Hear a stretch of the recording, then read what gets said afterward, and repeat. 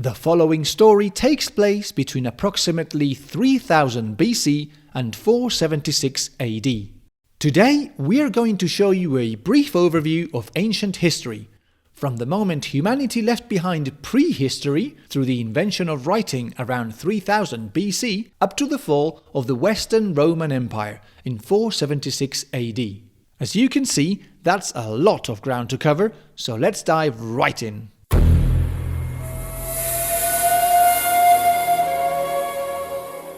Year 3000 BC. Up until this moment, every single human being born on Earth had lived in prehistory, but then two different peoples invented some funky symbols with which to represent their languages. Writing. In Sumer they created cuneiform writing, whereas in Egypt they went more for hieroglyphic script. Thanks to this, we humans were able to start keeping track of events, customs, wars and rulers. And this was also the beginning of recorded history, specifically ancient history, which is the topic of today's video. It is thought that the first great civilization was Sumer, comprised by a group of city-states strewn around the southern part of Mesopotamia, between the fertile rivers Tigris and Euphrates. As we all learned in kindergarten, the most famous of these city-states were Ur, Uruk, Lagash, Isin, Nippur, Kish and Babylon. These early cities were mainly focused on agriculture, but they also found time for metallurgy, working with copper and bronze, as well as brewing the first beers, trading with other settlements, and of course, war. There's always war. The first war recorded in history seems to have been a relatively small conflict between the cities of Lagash and Umma in the year 2525 BC. Nevertheless, these cities managed to prosper. Well, at least up until the year 2250 BC, when Sargon of Akkad arrived. First he gained control of the city of Kish, and later with a small army he conquered all of Sumer, creating the Akkadian Empire. Meanwhile, over in Egypt they were busy building cities all along the River Nile. It is thought that the first large urban centre was Hierakonpolis, and that one of its kings, Menes or Narmer, depending on who you believe, managed to unify Lower and Higher Egypt and found the first dynasty of Pharaohs, which would be the first of many more to come. Eventually, this kingdom became so vast that it had to be divided into provinces called nomes and ruled by nomarchs. At that time, the capital was the city of Memphis, located between the northern and southern regions. Back then, when pharaohs croaked, they were mummified and buried in a small rectangular tomb called a mastabah. But then a pharaoh from the 3rd dynasty, Soser, decided to superpose several of those mastabahs, and this became the first Egyptian pyramid, the Step Pyramid of Saqqara.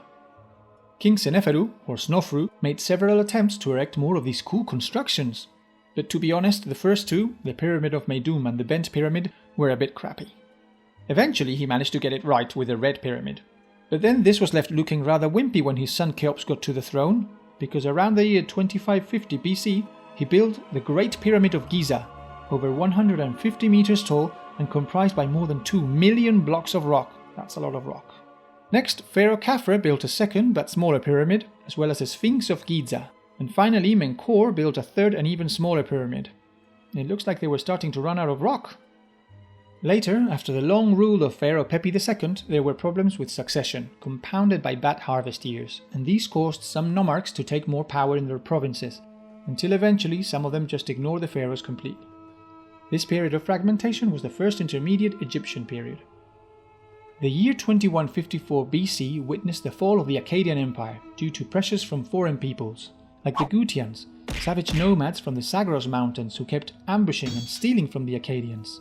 These Gutians dominated quite a lot of territory, but a few cities in the south of Sumer managed to resist them. Some notable kings here were Gudea of Lagash and also Utuhengal of Uruk. One of his generals, called Urnamu, wrested control of Ur from the Gutians, and then decided to make himself king in the year 2112 BC, founding the 3rd dynasty of Ur, which was also the time of Sumer's greatest splendor. The famous ziggurats, which were Sumerian temples, were created during this period, as well as written laws like the Code of Urnamu. But unfortunately, the arrival of new nomad tribes put an end to this nice period of calm. For example, the tribe of the Amorites began to take over some cities, like Ur once again, in the year 2004 BC. And then at this point everything descended into a big freaking mess, in which the cities of Isin and Larsa spent decades fighting back and forth over this territory.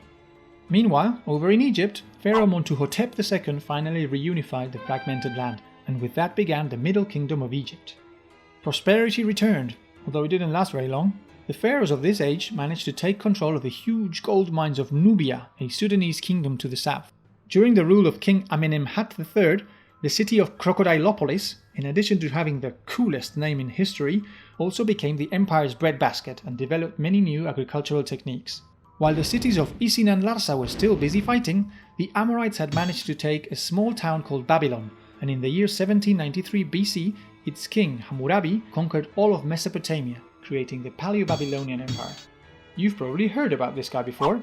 He is famous for the Code of Hammurabi, which unified all the existing laws in the different cities of the region.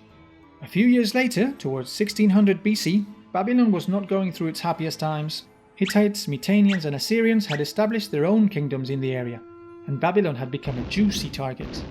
Throughout the next millennium, several dynasties rose and fell, but there is precious little information about them because most of those records were either lost or destroyed.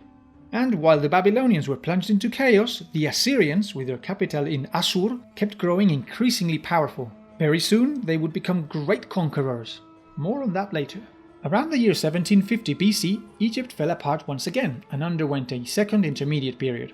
During this time of chaos, the Hyksos, a new group of invaders, arrived, possibly from Canaan, and eventually conquered all of Egypt, establishing the 15th dynasty, which had its capital in the city of Avaris. After a century of domination, the Egyptians, led by Ahmose I, managed to rise up, kick them out, and establish the new kingdom of Egypt. It was the year 1550 BC and the beginning of a period of great prosperity. Pharaoh Thutmose I conquered all the territory of the Levant and part of Nubia, and set his capital at the city of Thebes in modern-day Luxor. It is also traditionally believed that he was the first to be buried at the Valley of Kings. You see, pyramids were no longer in fashion. Now all the rage were underground chambers called hypogeums. This was also the age when the Egyptians built large temples dedicated to their gods: Horus, Set, Osiris, Isis and Amun-Ra, like the temple of Karnak, right in front of Thebes. This period had several pharaohs worth mentioning. Female pharaoh Hatshepsut built her funerary temple in Der el-Bahari. It was designed by her architect Senenmut, who would later become the queen's right-hand man. Pharaoh Amenhotep III was loaded, and during his rule he completed the enormous temple of Luxor. But then his son Akhenaten and his wife Nefertiti caused a big kerfuffle when they imposed the cult of the god Aton and prohibited most of the other gods. Fortunately, that didn't last very long, because as soon as he died, everybody stopped playing along and life returned to normality. It is believed that his son was Tutankhamun, famous for being one of the very few Egyptian pharaohs with an intact tomb, but who didn't really do very much. At that time, the Hittites from the kingdom of Hatti became a big deal thanks to their use of iron, and also the invention of war chariots pulled by horses, which was a revolutionary concept. Their most famous monarch was Suppiluliuma I, who won great victories against his neighbors and subjugated the kingdom of Mitanni. His grandson, Muwatalli II, fought against Egypt in the Battle of Kadesh, which ended in a tie. In Assyria, King Salmanassar I reduced that same Mitanni to ashes, and his son Tukulti-Ninurta I managed to subjugate the pesky tribes from the Zagros Mountains and make Babylon his vassal. But that situation didn't last very long. In the year 1279 BC, during the 19th dynasty, Egypt produced Ramses II, who became its most famous pharaoh. A new capital was established at Pi-Ramesses, and those were golden times for culture, art and science. His coolest construction project was Abu Simbel, a group of temples built on the border with Nubia. But those good times didn't last very long either, because in the year 1200 BC the Sea Peoples arrived. The origin of these pirates remains a mystery. It is thought that they may have been Mycenaeans who were fleeing the Dorians, or maybe riffraff from Western Europe, or even some random North African tribes. Nobody really knows for certain. The only sure thing is that when their boats arrived in Egypt and Mesopotamia, they destroyed several cities. For example, the Hittites disappeared under their swords. Also, by screwing up all the trading routes, they precipitated the late Bronze Age collapse, when this absolutely essential metal became very scarce. Although iron was already being used by some people, at this time it became extremely popular. Knowledge of iron smelting was first held by the Hittites, but the Assyrians caught up pretty fast, and thanks to that the kingdom of Assyria became top dog. They had several important kings, including Ashurnasirpal II, who built massive temples like the one at Kalak in present-day Nimrud.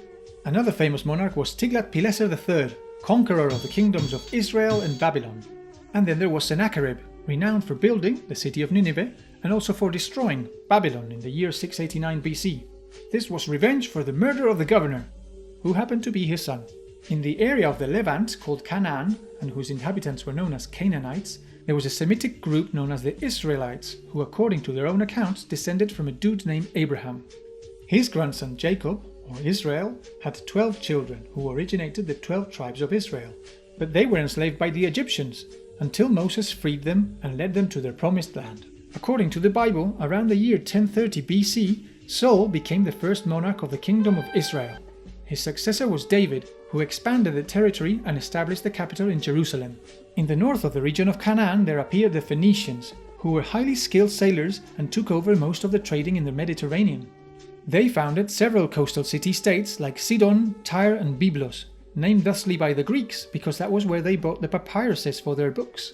But what they were most famous for was their fantastic purple dye, which they obtained from sea snails. Towards the year 950 BC, the king of Tyre, Hiram I, became filthy rich by selling tons of wood to King Solomon of Israel, who was building the Temple of Jerusalem dedicated to Yahweh.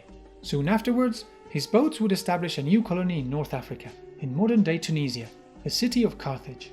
But without a doubt, the greatest achievement of these Phoenicians was the creation of the Phoenician alphabet, which became the basis for the majority of modern alphabets, including the Greek, Latin, Aramaic, Hebrew, Arabic and Cyrillic. After Solomon's death, internal fighting divided the kingdom of Israel into two, with the kingdom of Judah to the south seeking to maintain its Jewish traditions against the northern paganism. Around the year 712 BC, the Assyrian king Sargon II conquered the northern kingdom and deported all of its population.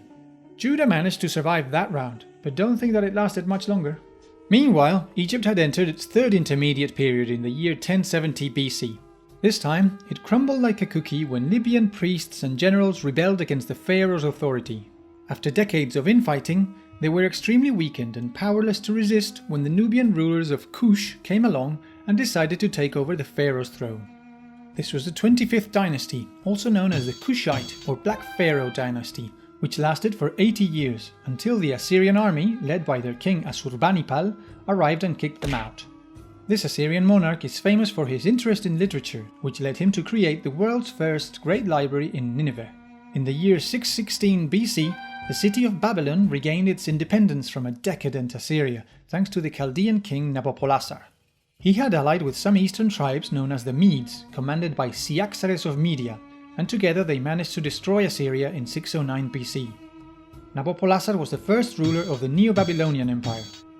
Its most famous king was Nebuchadnezzar II, who started building like a crazy doozer until Babylon looked amazing. He erected the Gate of Ishtar, the mythical entrance to the city, the Etemenanki, or Great Ziggurat honoring their god Marduk. And it is also said that he created the Hanging Gardens of Babylon. But this is the only marvel of the ancient world of which there is no trace left, so some people have questioned its existence.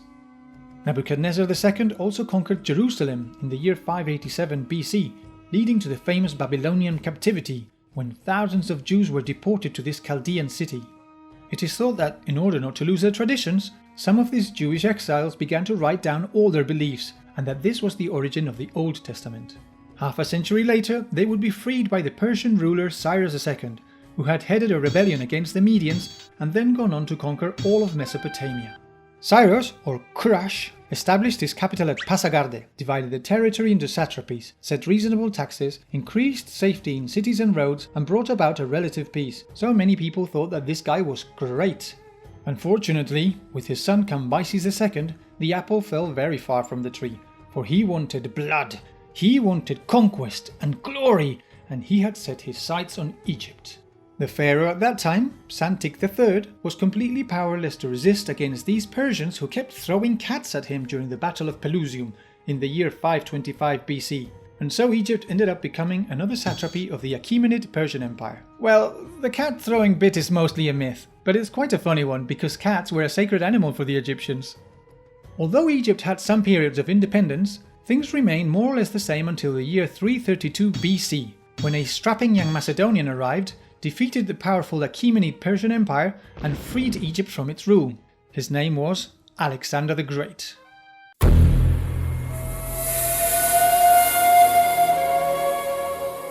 In the last video we focused on Mesopotamia and Egypt, but today we're going to talk about the ancient history of Greece and Rome. While Sumer was living large over in Mesopotamia, a people called the Minoans were busy creating a groovy new civilization in the little Aegean island of Crete. These lot had plenty of contact with Egypt and Phoenicia and learned from them navigation, ceramics, metallurgy and agriculture. Towards the year 2000 BC, they began building palaces for their king, or kings. We don't really know whether they were a unified kingdom or were organized into city-states. The most famous one was the Palace of Knossos, which was rebuilt after a big earthquake around the year 1700 BC. Yep, this kind of natural disasters were quite common back then. According to Greek mythology, it was ruled by King Minos, who built a labyrinth under the palace to keep his horrible son, the Minotaur, until he was slain by the heroic Theseus. The Minoans also developed a type of writing called Linear A, which nobody has managed to decipher to this day. But the peaceful times wouldn't last very long for this culture, because around the year 1500 BC, some northern peoples arrived and set up camp in the Hellenic Peninsula. This was the Mycenaean culture, which could be considered the precursor of the Greeks, and founded cities like Argos, Athens, and the one that their civilization was named after, Mycena. They also introduced the cult of Zeus, war chariots, and bronze weapons. Their goal was to dominate maritime trade in the region, so they decided to take control of Crete, conquering the Minoans around the year 1400 BC. Both cultures then intermixed and developed Linear B writing. Although this type of script has been deciphered, we still have very little information about this period. It is generally thought that around 1200 BC, the Mycenaeans started a war with the mythical city of Troy, located in the western coast of present-day Turkey. According to the legend, the Mycenaeans were able to take the city using the sneaky ploy of the Trojan horse. That was a time of so much conflict that these Mycenaeans became seriously weakened, and that allowed another northern people, the Dorians, to start conquering different regions of the Hellenic Peninsula. These Dorians would later found Sparta, among other cities. One theory says that all this chaos may have been what caused the migration of the Sea Peoples, which we talked about in the video on Mesopotamia and Egypt. Sometime later, Linear B writing was lost, and Greece fell into a 500-year-long dark age about which practically nothing is known. How crazy is that? But then the lights came back on around 800 BC, when these Greeks began using an adaptation of the Phoenician alphabet to represent their language. This would become the origin of Archaic Greece. Works like the Odyssey and the Iliad, supposedly written by Homer, were produced in this era. The ancient Greeks didn't form one united nation. Instead, they were a collection of independent polis, or city-states. For a long time, each of these polis were ruled by kings, called anax or basileus, but that gradually changed towards more democratic formulas. But not in the way we understand democracy today, mind you, because for starters women couldn't vote, and obviously neither could slaves, and slavery was widespread. In Athens, the figure of the king disappeared, and power was split among three men, the archons. The famous legislator Solon created the Ecclesia, or Greek Popular Assembly, and the Boule, a kind of council. Over in Sparta things worked a bit differently. They established a diarchy, which is a form of government headed by two kings, and below them 5 ephors, chosen by an assembly of Spartans, the Apella, and also a senate, or Gerousia, comprised by the eldest Spartans. At the same time, the Agoge, or Spartan upbringing, turned young boys into killing machines, while the Helots, who were basically their slaves, took care of the farming. Later they joined up with neighboring cities, and together they formed the Peloponnesian League. The polis of Corinth became more important during the rule of the Bacchiadae kings by producing the first trireme boats. At the polis of Thebes, they gathered together several surrounding cities in an oligarchic government, establishing the Boeotian Confederation. But, in spite of their differences, there was something that united all of these peoples, and that was sport. By far the most famous sporting competition were the Olympic Games, thus called because they were celebrated at the city of Olympia. Eventually, these lot found that Greece was getting too crowded, and so they jumped on their boats and started setting up colonies all over the place. The main ones were at Syracuse, in Magna Graecia, and also Miletus and Ephesus, on the coast of Asia Minor. Among their neighbors was the rich kingdom of Lydia, where the first coins were minted. Maybe that's what attracted Cyrus the Great and his Achaemenid Persians, who steamrolled them in 546 BC. Other Greeks reached a territory they called Iberia, the land of the Iberians, and there they founded colonies along with the Phoenicians. The northern region of this Iberia, like several parts of Europe, was inhabited by the Celtic people. Meanwhile, according to the myth, in the center of Italy, brothers Romulus and Remus founded the city of Rome around the year 753 BC, with Romulus as the first of its 7 kings. But of course, back then Rome was just a tiny village, surrounded by Etruria, a powerful dodecapolis or alliance of 12 city-states. This Etruria had begun as a monarchy, but the governments of the cities gradually devolved into separate oligarchic republics. The year 537 BC saw the Battle of Alalia, where Carthage and Etruria defeated the Greeks and cut off their access to the western Mediterranean. This weakened the Tartessic culture and probably precipitated its demise. It seems that the last king was a guy called Arganthonios.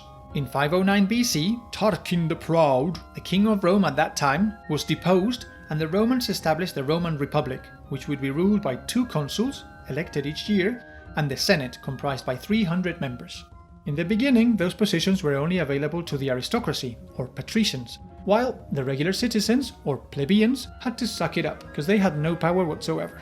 There were also several assemblies, like the Centuriate Assembly, the Tribal Assembly, and over time the Plebeian Council, which would finally empower the common people. Back in the Hellenic Peninsula, Clisthenes became ruler of Athens in 508 BC. He reformed the political system to make it more democratic, and those were good times. But life was about to get very difficult. In the year 490 BC, the Greeks fought their first war against the Achaemenid Persian Empire. Darius I tried to conquer Greece, but the Athenian forces of Miltiades the Younger and Themistocles turned back an initial incursion at the Battle of Marathon. The Greeks understood that the Persians would return in force, and so they closed ranks in a Pan-Hellenic League, and indeed, a decade later, the huge army of King Xerxes I arrived in Greece. In this Second Persian War, the Spartans of King Leonidas managed to delay the Persians at the Battle of Thermopylae, gaining time for the Athenians to regroup and achieve a great victory at the Battle of Salamis. Xerxes was pretty ticked off, but he didn't back down. Well, at least until he was thrashed again at the Battle of Plataea. At that point, the Persians had had enough and decided to go back home. But don't think that the Greeks would chill and enjoy peace after this. No. No sooner had they kicked Xerxes' rear end than they went looking for another fight. This time it would be the first of 3 Sicilian wars against Carthage over the island of Sicily. In Italy, the 5th century BC was marked by Rome's wars against Veii, one of the main Etruscan cities. After 3 rounds, the powerful Etruscan civilization had no choice but to surrender and beg Rome for an alliance because they were facing an invasion by Celts from Central Europe. But this went poorly for both of them, as it ended in the sacking of Rome by the Gallic leader Brennus in 387 BC. After the Persian Wars, the Hellenic Peninsula settled down and flourished for 50 years, the Penteconticia, the most splendorous period of classical Greece. In 477 BC, Athens became a superpower when it joined other cities in the Delian League. The famous Pericles, nephew of Clisthenes, was named Archon and created laws that made all men equal before the law. He also pimped out Athens, revamping the Agora and the Acropolis with magnificent constructions like the Parthenon, designed by Ictinus, Callicrates and Phidias. The philosopher Socrates also lived in this period, as did Anaxagoras, the father of history Herodotus, and writers Sophocles and Aristophanes.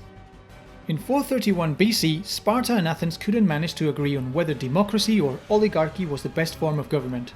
So, they decided to settle it like humans usually do, resulting in the Peloponnesian War. After nearly 3 decades of beating the crap out of each other, Sparta was victorious at the Battle of Aegospotami in 405 BC, and imposed its political system throughout the old Delian League. But their predominance wouldn't last very long, because soon the Attic cities, Argos, Boeotia and Corinth, allied with Persia to fight Sparta at the Battle of Corinth. Sparta managed to win that one too, but was left limping badly, and later, while seeking to take control of Thebes, the generals Epaminondas and Pelopidas put an end to its good times at the Battle of Leuctra in the year 371 BC. Not that these Thebans would last much longer, mind you, for the year 360 brought the Macedonians, headed by King Philip II and later by his son, Alexander the Great. This superstar of history took over all of Greece, and then, not happy with that, set out on a journey that would take him to conquer Egypt, where he founded Alexandria, a great lighthouse for culture and knowledge. Later, after defeating Darius III at the Battle of Gaugamela, he went on to conquer the rest of the Achaemenid Persian Empire all the way east to India. Talk about an epic run! But then he died, unexpectedly in Babylon at the age of 33, and his generals immediately started squabbling amongst themselves over the vast kingdom. This went on for decades, in what are known as the Wars of the Diadochi. This was the Greek Hellenistic period, when Greek culture expanded through multiple different regions. The most notable are Ptolemaic Egypt, ruled by Ptolemies and Cleopatras, the Seleucid Empire founded by Seleucus I, Antigonid Macedonia, and the Kingdom of Epirus, whose main leader was Pyrrhus. This Pyrrhus challenged the growing power of the Roman Republic. And this was because after the 3 Samnite Wars, Rome had defeated all of its neighbouring tribes, including Etruria, and taken over the Italian peninsula. In an attempt to stop this expansion, Pyrrhus kicked off the Pyrrhic Wars, but he only managed to delay the inevitable. It is said that the Romans destroyed Pyrrhus' army by sending pigs covered in tar and set on fire against the enemy's elephants. Think of it as the ancient history version of shooting missiles against tanks. By this point, Rome only had one powerful enemy left in the entire Mediterranean, which was Carthage. That last rival was tackled in the First Punic War of 264 BC, after which Rome took control of Sicily and created a powerful fleet copying the design of the Punic boats. The Carthaginians tried to rebuild their power by invading Hispania, but the Romans decided that they also wanted a piece of that cake, and eventually this led to the Second Punic War. It was then that the great Carthaginian leader Hannibal Barca crossed the Alps with his army and his elephants, seeking to hit Rome with a surprise attack from the north. It was so completely bonkers that it actually worked, and his victory at the Battle of Cannae is legendary. But unfortunately, Rome had on its side the equally great Scipio Africanus, who beat Hannibal at the Battle of Zama in 202 BC. After defeating Carthage, Rome was free to eat up all of Hispania, one bite at a time. There was another conflict, the Third Punic War, but that was basically the Romans wiping out Carthage.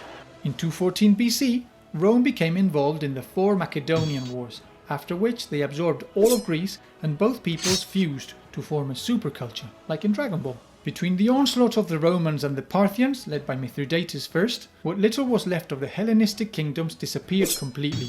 The only one that managed to survive was Egypt. At this point, the Roman Republic was top banana and dominated practically all the known world. But, as is often the case, as soon as they ran out of foreign enemies, they began fighting amongst themselves. The main power struggle was between the two factions of the Populares, or populists, and Optimates, or aristocrats.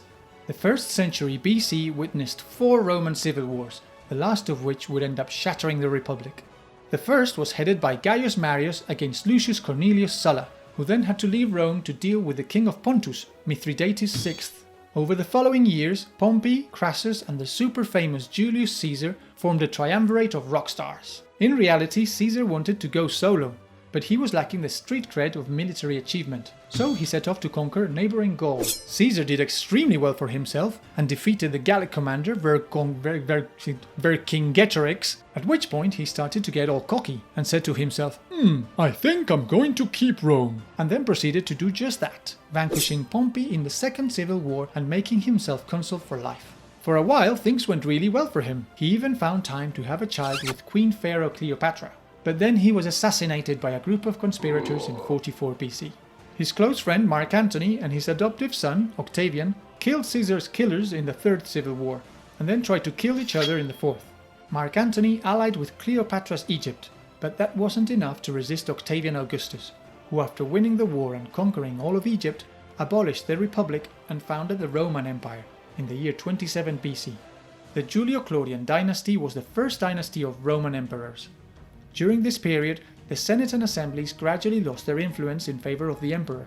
Augustus, Tiberius, Caligula, Claudius, Nero, all of these slowly gained ground from the northern Germanic tribes and even reached Britain, where they founded Londinium, modern-day London. According to the Bible, this was the time when a certain Jesus Christ was born, who went on to create a new freestyling kind of Judaism called Christianity. But at that time, the religion was systematically persecuted by the first dynasties of the empire. The Flavian dynasty had plenty of trouble during the Jewish-Roman wars, and Emperor Titus ended up destroying the Second Temple of Jerusalem. The only part that was left standing was the Wailing Wall. But this guy also knew how to build stuff, and during his reign he inaugurated the Colosseum, the best place in Rome to see gladiator fights. Other extremely popular shows were naumachías, live representations of naval battles, and also quadriga chariot races held at the Roman hippodromes. Now you know where MMA, war movies and motorsports come from. The high watermark of the Roman Empire was during the 2nd century AD, with the Nerva Antonine dynasty of emperors who had Hispanic roots. Under Emperor Trajan, Rome reached its maximum territorial expansion after taking control of Dacia, which is modern-day Romania, and also Mesopotamia, including the Parthian capital Ctesiphon. His successor, Hadrian, also wanted to leave a mark and built Hadrian's Wall in Britain, on the border with Caledonia, or Scotland, to defend against the savage tribes of the Picts. The Jews, freed by Simon Bar Kokhba, tried to gain independence but were massacred in 135 by Hadrian, who then proceeded to rub salt in their wounds by erasing the province of Judea from the map, turning it into Palestine in honor of the Philistines, the sworn enemies of the Jews. Things still went smoothly with the following emperors, Antoninus Pius and Marcus Aurelius, but the arrival of Commodus to the throne signaled the beginning of Rome's decadence. After him came the Severus, Septimius Severus, Caracalla, Elagabalus, and Severus Alexander. This was a messy period, as Rome gradually lost control of its possessions. Over in the east, the Persians were rising once again, and under Ardashir I they conquered Parthia and founded the Sasanian Persian Empire in 226 AD. After the rule of the Severus, there were 50 years of anarchy, during which several different Roman generals declared themselves emperors. This is known as the crisis of the 3rd century. At this time, Rome began to have serious altercations with Germanic tribes known as the Goths. From this period, it is worth mentioning Emperor Aurelian, who promoted the sun god Sol Invictus as the main divinity and conquered the empires of Gaul and also Queen Zenobia's Palmyra. Roman general Diocletian managed to establish some order in the empire and created the Tetrarchy. He reasoned that the Roman Empire was simply too big for one single emperor to manage, so he divided the territory into 4 parts, with 4 emperors at the same time. Predictably, the experiment bombed right away, as the ambitious emperors went straight for each other's throats until eventually only one was left, Constantine I. Under his reign, the capital of the empire was moved to Constantinople, modern-day Istanbul, and Christianity was legalized with the Edict of Milan. Soon after that, Emperor Theodosius I decreed the Edict of Thessalonica, which made Christianity the official religion of the Roman Empire. However, in 395 AD, the empire became split into 2, and, just to make things worse, sensing Rome's weakness, many barbarian tribes from the north tried to cross over into the empire's territory. These were a scary lot, with names like Franks, Burgundians, Alemanni, Helens, Vandals, Suebi, Marcomanni, Visigoths, Ostrogoths. But without a doubt, the most terrible invasion was by Attila's bloodthirsty Huns. Fortunately, Roman general Flavius Aetius managed to beat them back at the Battle of the Catalaunian Plains in the year 451, with support from the Visigoths. The last emperor would be Romulus Augustulus, who lived to witness how Odoacer and his Heruli tribe toppled what was left of the empire. At that point, the Western world was split amongst different Germanic peoples and new kingdoms popped up everywhere, like the Visigoths and Suebi in Hispania, the Ostrogoths in Italy after kicking out Odoacer, and the Franks and Burgundians in France. The Eastern Roman Empire managed to survive for another 1,000 years, and today we know it as the Byzantine Empire. But the fall of the West in the year 476 AD is traditionally considered to mark the end of ancient history and the beginning of the Middle Ages. And the rest is history. If you enjoyed this video, don't forget to subscribe to the channel and leave us a big like. Take care, and I'll see you in the next video.